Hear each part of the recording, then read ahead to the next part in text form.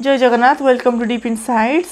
आज आम देखा लाइफ साइंस रो थर्ड चैप्टर परिवहन और संचालन देखा ट्रांसपोर्टेशन एंड सर्कुलेशन जोटी रही आम देखा जीवन धारण पाई खाद्य व्यतीत प्रत्येक जीव अम्लजान आवश्यक करे। ताहले जीवन धारण पाई खाद्य व्यतीत कौन आवश्यक हुए? ऑक्सीजन जहाँ को आम इंग्लिश रे कही था अम्लजान आवश्यक करे। बहुकोशी प्राणी माने कौन करती शरीर विभिन्न अंग साहाय्य खाद्य जल अम्लजान आहरण करती। बहुकोशी प्राणी शरीर विभिन्न अंग देख बहुकोशी प्राणी किए? बहुकोशी प्राणी प्रायतः प्राणी जगत रे आमर पृथ्वी रे जिते प्राणी अच्छा प्रायतः से बहुत भाग आमर बहुकोशी प्राणी ही रुहंती। एककोशी प्राणी जब आम उदाहरण नहीं पार सी हो एमिबा आसो किए प्लाज्मोडियम वाइवाक्स एगुड़िक आम नवम श्रेणी प्रथम अध्याय पढ़ी।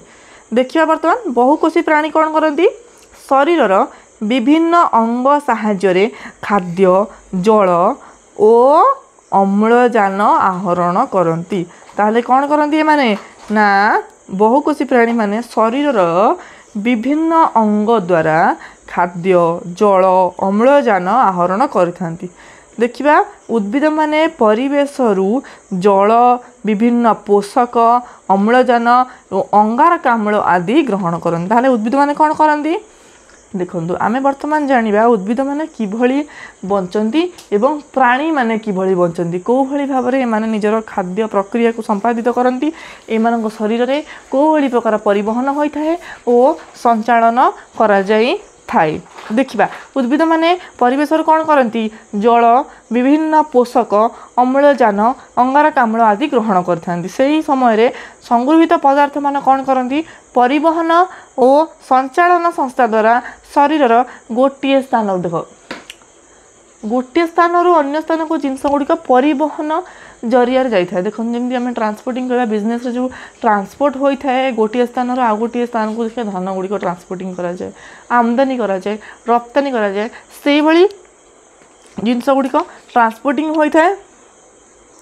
यह फल शरीर प्रतिटी कोष आवश्यक मुताबक जेहेतु ट्रांसपोर्टिंग गुड़िक परिवहन गुड़िक प्रत्येक जगह को जी आवश्यक से होता है ताहा द्वारा कौन हुए ना प्रत्येक शरीर प्रत्येक अंश को जी जहाँ पोषक मिले आवश्यक से परिमाण पोषक मिल जाई थाए। फल शरीर प्रतिटी कोष आवश्यक मुताबक खाद्य जल अम्लजान पाई विभिन्न जीवन प्रक्रिया संपादन करिबारे सक्षम हुए। खातारे आपण नोट को लिखंतु कि भली भाबरे जीवटीए तार शरीर रे देखंतु कि भली भाबरे जीवटीए तार शरीर रे जीवन प्रक्रिया को संपादन करथाय। उत्तरटी लिखिबे शरीर रे खाद्य जल अम्लजान पाई विभिन्न जीवन प्रक्रिया गुड़िक जीवटीए निज शरीर रे संपादन करने को सक्षम होता है।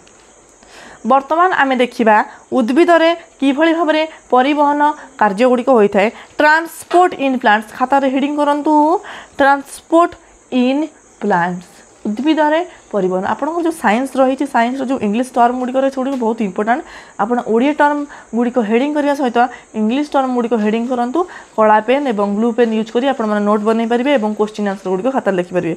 फल आपन को पढ़ला बेले हाइलाइट हबो एवं इजी हबो एवं सब बेले मन रखिबे डेफिनेशन हेडिंग कला परे तलू तलू पॉइंट देकिना लिखिए फल इजी हम तुमको मन रखा और खाता जी टीचर देखिए से जानवे कि क्वेश्चन हिसाब से अकॉर्डिंग टू क्वेश्चन आंसर गुड़िक लिखाई फल मार्क देवा सुविधा हो। देख आमे प्रथम अध्याय आलोचना करिए उद्भिदर सबु अंश विशेषतः सबुज पत्र देखो आम जाने फोटोसिंथेसिस विषय में प्रीवियस क्लास में पढ़ी फोटोसिंथेसिस कौटी हुए उद्भिद ठारे आलोक श्लेषण प्रक्रिया जो हुए ताहाको आमे फोटोसिंथेसिस कही था। आमे जानीचे यह दुईटी प्रक्रिया संपादित हुए आपण माने प्रीवियस क्लास देखिथिबे मते कमेंट सेक्शन में जणाइबे दुईटी प्रक्रियार नाम कौन आलोक श्लेषण प्रक्रिया जो दुईटी प्रक्रिया रे हुए तार नामटी मते लिखिबे।